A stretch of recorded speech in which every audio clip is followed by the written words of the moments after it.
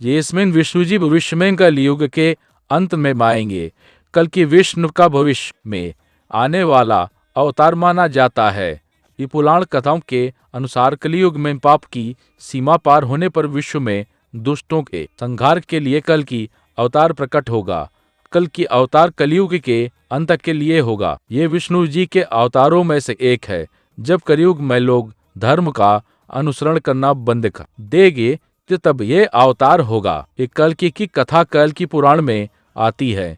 इस पुराण में प्रथम मार्कंडेय जी और शुक्रदेव जी के संवाद का वर्णन है। कलयुग का प्रारंभ हो चुका है, जिसके कारण पृथ्वी देवताओं के साथ विष्णु के सम्मुख जाकर उनसे अवतार की बात कहती है। भगवान विष्णु के अंश रूप में ही संभले गांव में कल्कि भगवान का जन्म होता है। उसके आगे कल्कि भगवान की दैवीय गतिविधियों का सुंदर वर्णन मन को बहुत सुंदर अनुभव कराता है। भगवान कल की विवाह के उद्देश्य से सिंगल द्वीप जाते हैं। वहां जल क्रीड़ा के दौरान राजकुमारी पद्मावती से परिचय होता है। देवी पद्मिनी का विवाह कल की भगवान के साथ ही होगा। अन्य कोई भी उसका पात्र नहीं होगा। प्रयास करने पर वह स्त्री रूप में परिणत हो जाएगा। अंत में कल की पद्मिनी का विवाह संपन्न हुआ और विवाह के पश्चात स्त्रीत्व को प्राप्त हुए राजगल पूर्व रूप में लौट आए। कल की भगवान पद्मिनी को साथ लेकर संभल गांव में लौट आए। विश्वकर्मा के द्वारा उसका अलौकिक तथा दिव्य नगरी के रूप में निर्माण हुआ।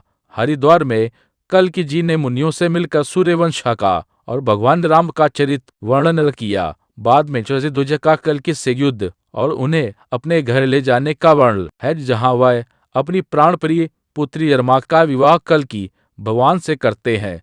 उसके बाद इसमें नारद जी आगमन विश्वेश का नारद जी से मोक्ष विषयक प्रश्न रुक्मिणी का प्रसंग और अंत में लोक में सतयुग की स्थापना के प्रसंग को वर्णित किया गया है। वह सुखदेव जी की कथा का ऐलान करते हैं। अंत में दैत्यों के गुरु शुक्राचार्य की पुत्री देवयानी और शर्मिष्ठा की कथा है। इस पुराण में मुनियों द्वारा कथित श्री भगवती गंगा स्तव का वर्णन भी किया गया है। 5-6 लक्षणों से युक्त यह पुराण संसार को आनंद प्रदान करने वाला है। इसमें साक्षात विष्णु स्वरूप भगवान कल्कि के अत्यंत अद्भुत क्रियाकलापों का सुंदर व प्रभावपूर्ण चित्रण है।